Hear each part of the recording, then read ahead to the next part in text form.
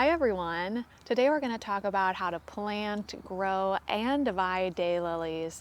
And I think daylilies must be the most carefree of all flowering perennials. They're long-lived, easy care plants that thrive in almost any kind of soil. They can also be planted in full sun, 2-part shade, and they're rarely affected by any kind of insect pests or diseases. Now, daylilies are herbaceous perennials that grow many strappy leaves and flowering stems from a fleshy root system. Each bloom lasts a single day, and spent blooms can be snapped off to keep the plant looking tidy.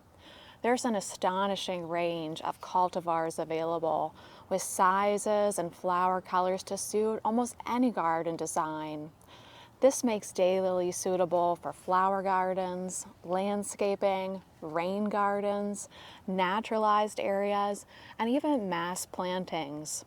Now, it is important to note that the common orange and yellow daylily, often referred to as ditch lily or roadside lily, are invasive in certain areas. But since every location is different, it's always best to check with your local extension office to find out what plants are invasive in your area. But thankfully, these new hybrids do not pose that problem and carry no threat to our local ecosystems. I prefer to order bareroot daylilies versus purchasing potted daylilies at a store. This is because you can save a lot of money buying bareroot perennials, and also you get a much wider selection of cultivars to choose from. Now, bareroot daylilies will ship just like all bare roots. They'll arrive in the very early spring, and they should be planted into the garden or into a pot upon arrival. When we take a look at this beautiful root system, we see the lovely fleshy roots. The top shoot here and the location where the roots meet the shoots is called the crown. And this is important to note because we want to plant bareroot daylilies with the crown right here, even with or just very, very slightly below the soil surface for the best success rate for our plants. So now let's plant a bareroot daylily. I'll start by digging a wide hole that's the same depth as the bare root itself. Next, I'm going to create a mound of soil in the center of the hole. Then we'll take our bare root, we'll place it on the mound, and we'll spread the roots all around. Now I'll double check that the crown is even with the soil surface. And once I see that, I'll go ahead and backfill with soil, covering up these roots. Firm it in lightly, and then give it a nice drink of water to settle the soil and get it off to a great start.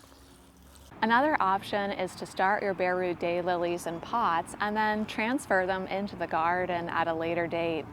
Here's 2 bareroot daylilies that I started inside 3 weeks ago. To do this, I choose a pot with drainage holes that's slightly bigger than the root system. I fill the pot halfway full with pre-moistened potting soil and then place the root on top of the potting soil. Next, I fill in around the root with more pre-moistened potting soil, and I water the root in sparingly at first. Then I place these pots on a bright sunny windowsill or under grow lights, and once I see that they're actively growing, I'll water them as normal. And now I have 2 beautiful plants that I can add into my garden at any time during the growing season. Daylilies will grow for years without any attention, but they will produce more flowers if they're divided about every 5 years.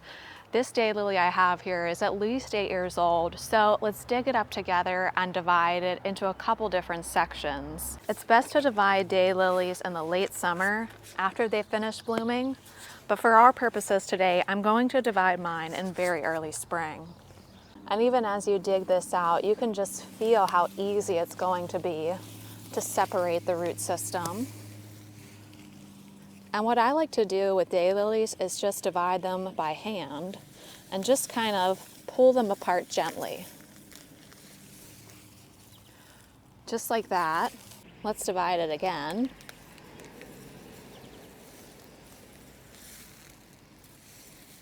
And how about one more time?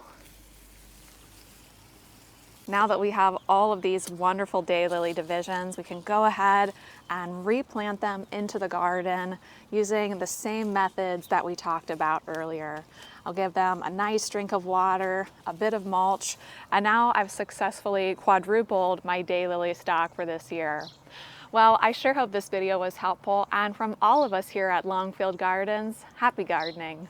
Bye!